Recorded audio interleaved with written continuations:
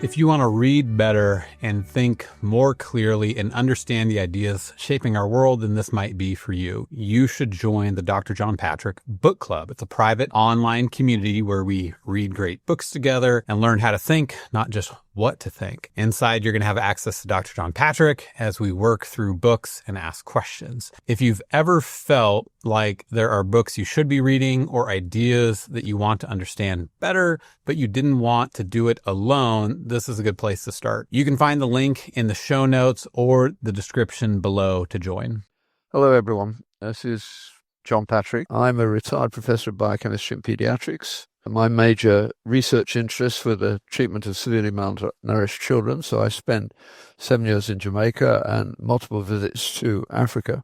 I was an invisible Christian for most of my academic life, except to people very close to me, until students got to me when I was approaching, just in my 50s really, when the students got to me.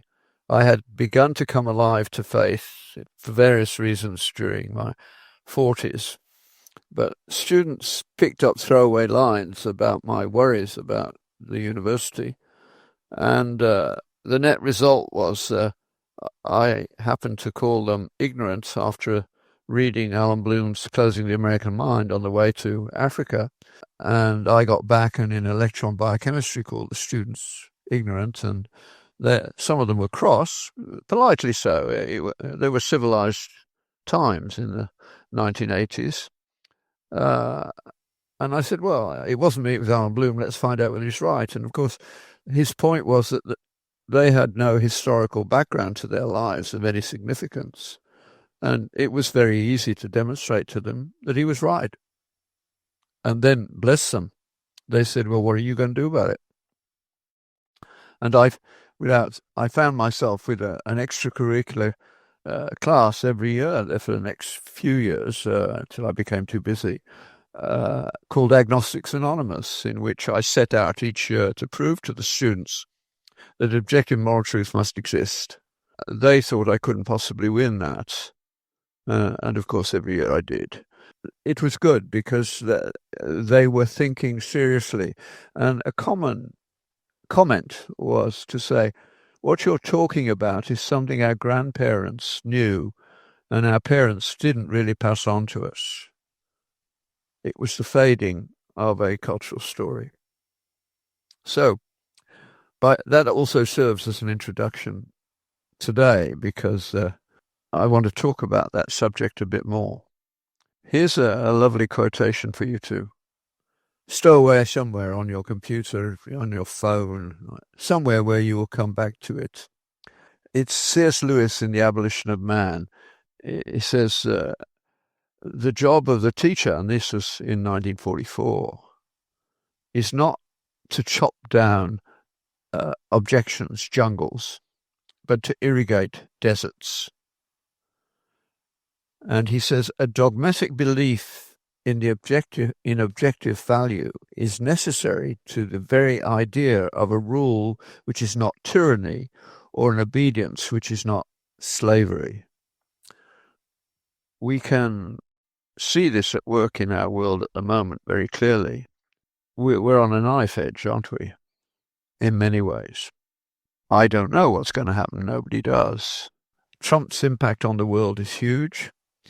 And in many ways, I would even say righteous, but I do wish he wasn't quite so bombastic and self-aggrandizing. He doesn't need to do that, but there you go. But he did something very interesting in that he didn't go to Davos, but he sent the Indian guy, I've forgotten his name already, the very smart guy who was also a candidate for presidency, who did a wonderful takedown of the people in Davos. I mean, there was probably $10 trillion worth of wealth in that audience, and they were not pleased with what he had to say, because we have a problem, and he understands it. And I use this quotation frequently, and I'm going to use it again because I don't see much evidence yet of the Christian community actually getting to work on this. Let me read to you. In order that a society may be properly constituted, there must be competent forces in existence to decide with ultimate power every controversial issue between two citizens. But if the citizens are dedicated to certain transcendent obligations, and particularly to such general ideals as truth, justice, charity, and these are embedded in the tradition of the community to which allegiance is maintained, a great many issues between citizens, and all to some extent, can be left, and are necessarily left, for individual conscience to decide. The moment, however, a community ceases to be dedicated through its members to transcendent ideals, it can continue to exist only by submission to an unlimited single centre of secular power. That's Michael Polanyi writing as a consequence of 1917, which is the communist revolution. He was in Hungary. He realized if it succeeded, one of the next places to fall under its influence would be Hungary. He was Jewish. He could see what was going to happen. He got out. He went to Germany briefly. He then had the sense to get out again and ended up in England, much to the benefit of the British. And he understood what was at issue, the importance of a narrative, that Jewish tradition underneath. And even as a young man, he was a very good scientist, a chemist. He would have got a Nobel Prize if he'd stayed in that area, but he didn't. He went into talking about the kinds of issues I talk about on this podcast. Much better, but sometimes people apparently find him difficult to read. So I'm merely a means of introduction, if you like, a reduction of what he has to say to a level that might penetrate our society, or appears to anyway. That to me is very satisfying. So he ended up more and more interested in what made things work culturally. And he fortunately was in the industrial heartlands of Britain to begin with. He ended up in Oxford, which he didn't enjoy as much as he had Manchester. I grew up in Birmingham, Manchester, the whole of the Midlands was the industrial heartland of Britain, where, in fact, the Industrial Revolution occurred. And it occurred, and Polanyi understood this, amongst ordinary people who were not inhibited. Now we have the Accreditation Society. We have lots of bureaucrats who are trying to tell everybody they can write curricula for everything and know what's going on and tell us all how to change what we're doing. And it's a disaster, as we all know.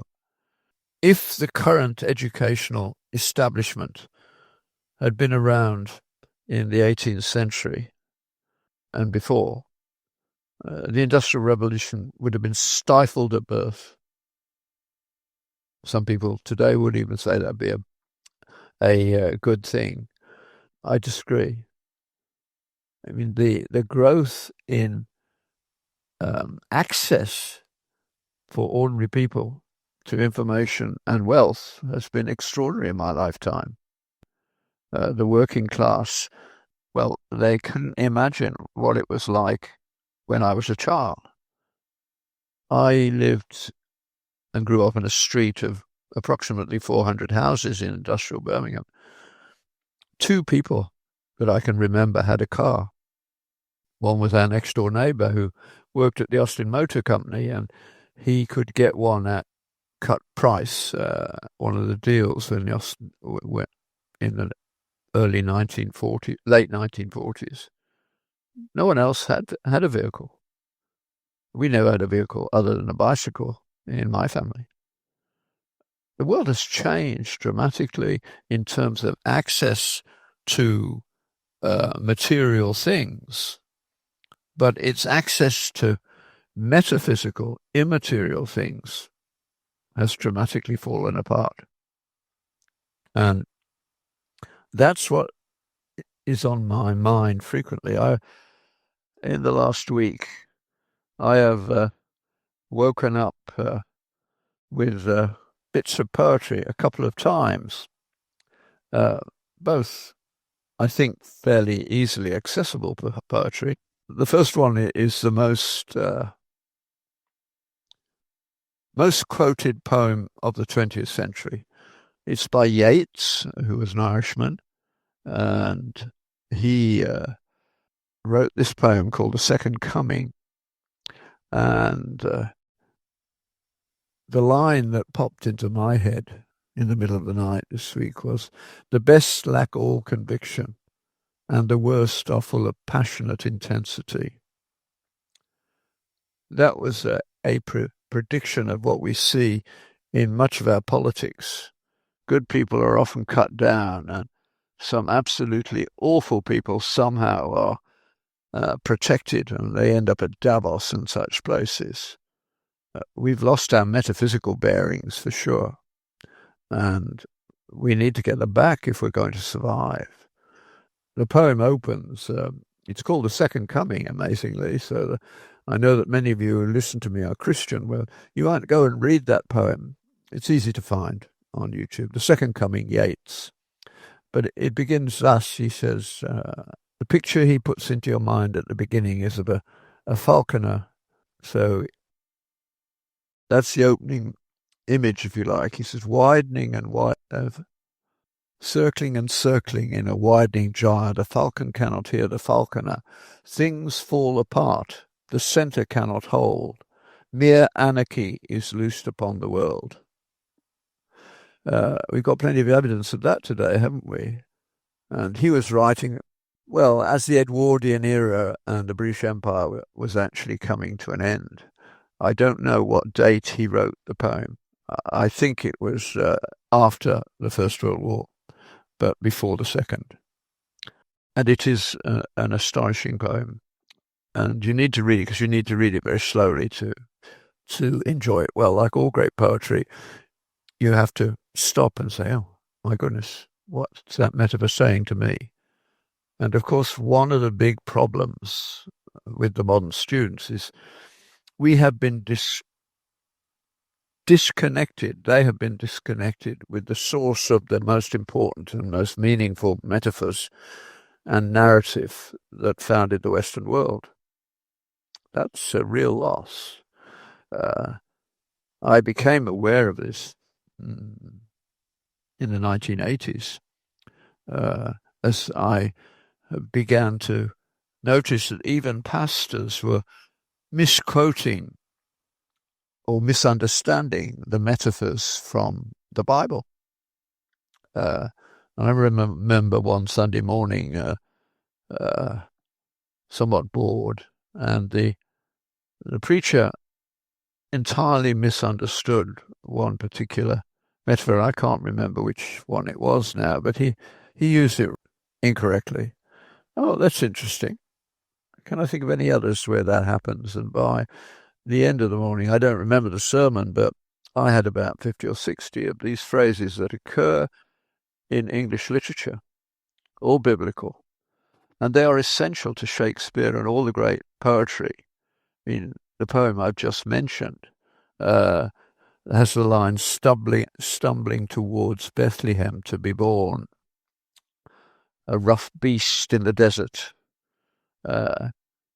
What's going to be born, he wonders. What's the next big story? And of course, he didn't realize just how powerful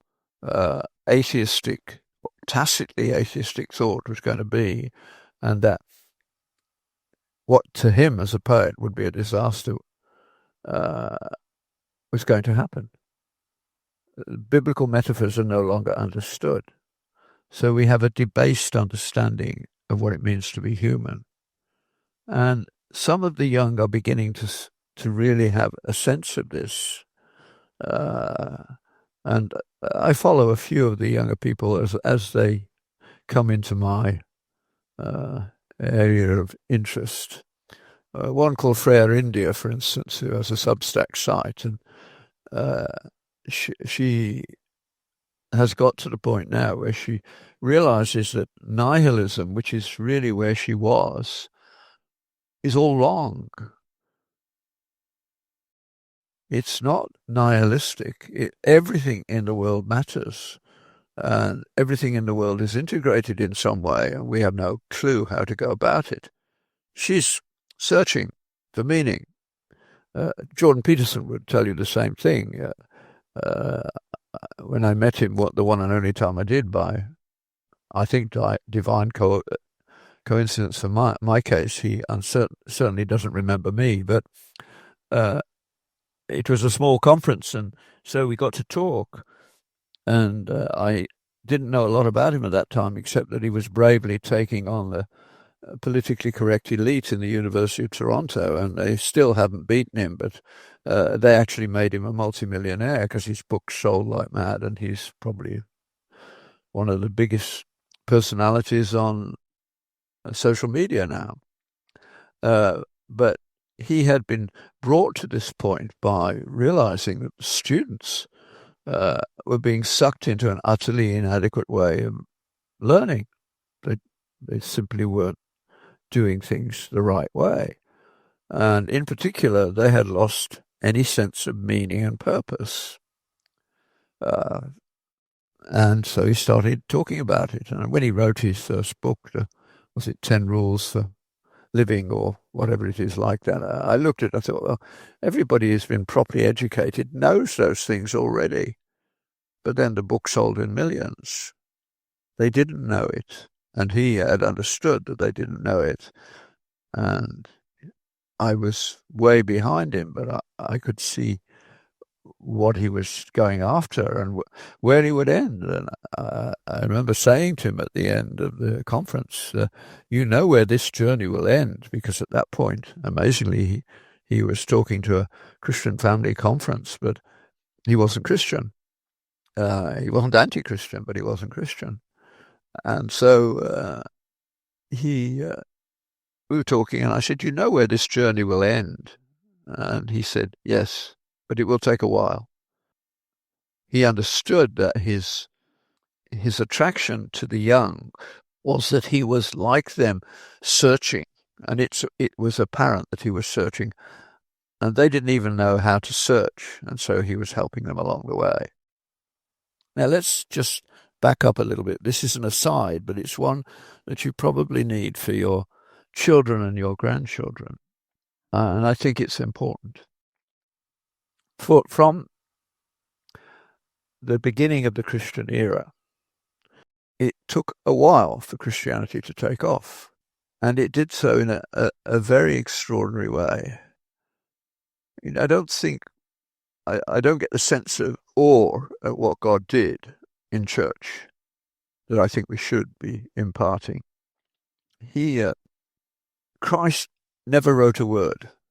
Can you imagine somebody who had the knowledge, wisdom that Christ had, and he never wrote anything down except in the sand, and we don't know what he wrote. But he told narratives. He did miracles. Undoubtedly, he repeated the narratives in different villages, which is why the disciples could remember them. They'd heard them many times, and always, I'm sure, loved watching the response of people to those stories. He died for our sins, rose again for our justification, which was the Christian understanding of what he did. And he promised to be with us. The result was horrendous persecution. Christians died in huge numbers, but the church grew. They were willing to die, for what they had found was vastly more important than anything else in their lives. And they took their children with them into the arena when they were cast to the lions, because they didn't want their children to be brought up as pagans and as slaves. It's an astonishing story. And in a few centuries, it was by any account, a victory for Christianity over pagan culture. Astonishing. I mean, many years later, in the 20th century, MacIntyre in After Virtue lays out the history of how Christianity came to dominate. And at the end of his book, he says something, paraphrasing freely on the last page. He says, "If you have followed my argument, you will see that I am proposing that we have already entered upon a second Dark Ages." This is in 1979, something like that. And he says, but we should not be entirely without hope, because the last time this happened, good men and women withdrew from shoring up the Roman Imperium into forming communities within which they could keep the civilities and the virtues alive. The only difference is, last time the barbarians were waiting at the gate. This time they have been ruling us for quite some time, and it is our failure to appreciate that fact that is at the heart of our problem. We are waiting for a doubtless new St. Benedict. What the Christian communities did was called monasticism. In the 5th century or thereabouts, Benedict set up his rule: 8 hours of work, 8 hours of sleep, 8 hours of worship. And they were rigorously intellectually honest. And it took another few centuries of steady scholastic activity before the universities were born in the 12th century and onwards. So the process by which Christendom, the Western world, came about was really quite remarkable. And it only became truly the Western world after the split between East and West. Greek went east to Constantinople, and eventually that was destroyed by crusaders and then occupied by the Muslims and lost to the Christian faith for a long while, coming back now, I think. At that time, where the West was Latin, warring tribes, learning how to negotiate with one another. Who would have guessed that that little edge of the western edge of the Asian continent would become the place where the world took off again? But it was. The modern scientific technological world came out of that little bit of the whole of culture. Lewis puts it like this. He says, for the wise men of old, the medievals, the first problem of human life was how to conform your soul to objective reality, and the solution was wisdom, self-discipline, and virtue. Actually, he says knowledge, not wisdom, but he would agree to wisdom. He does elsewhere. That was what the monasteries taught and what the West began to look towards. But the arrival of reductive experimental science undermined that view. And so Lewis goes on, for the modern man, writing in the 1940s, at the end of the Second World War, the first problem of human life is how to conform your soul. No, it's how to conform the world to your desires. And the solution? Technique. Does that look like something that's happening around you now?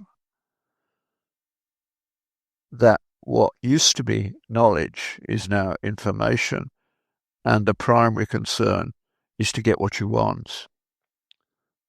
It's not working. I went through university from a working class background on scholarships, so therefore without any anxiety. I don't remember being worried. I played truant from medical school quite frequently if there was a chance to go climbing. Memorize and dump is what the educators have given us in replacement for what was rich before. growing understanding is not achieved by memorizing a certain number of easily definable facts and then regurgitating them to get the appropriate credit. So what you're into is accreditation without any actual growth in certainly knowledge and understanding and how to use it properly. No. I hope that those of you watching have all had aha moments in your life where something that was difficult, suddenly you say, oh, that's how it works. Wonderful moments when you begin to see something in a different way. And that's what medicine does for you. The reason medicine was honored throughout history was not because of memorize and dump. We had views of theories that we pontificated on, which were mainly wrong. But what people went to see the doctor for is to find out what understanding is of the disease process going on. So you went to the doctor because you knew you were sick, and but you weren't sure whether it was important or not. And you need to know. Prognosis was what served the profession from the 5th century BC all the way through to the 1860s. That bit would be right to a large degree. You can't see patients every day and not learn to recognize patterns. And the better you are at patterns recognition, the higher up the rank you go in the standing of your peers. Of course, peer review in that sense doesn't happen anymore, but it does happen. It's just not mentioned.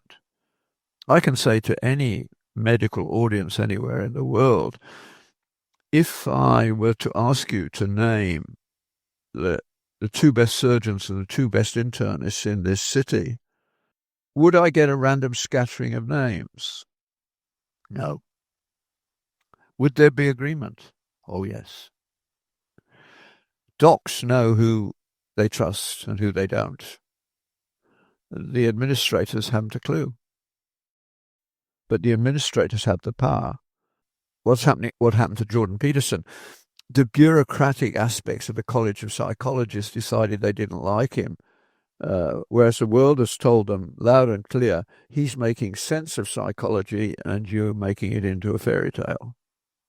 The best account, of course, is Walker Percy and his first highly successful novel. He'd spent as a medical student years in analysis before he realized it was a rip-off. It was useless. And he writes about it. The Moviegoer is the first Walker Percy novel. And the hero of the book is trying to make sense of the world with not a great deal of success. The nearest he gets to success is going to the movies where he has a world that he can negotiate. All that vast amount of money spent on psychotherapy did nothing for him. Fortunately, he wrote probably the best novels in the 20th century, certainly amongst them. He's in the top 10 list of most serious critics' accounting of who you should really read for fiction in the Western world.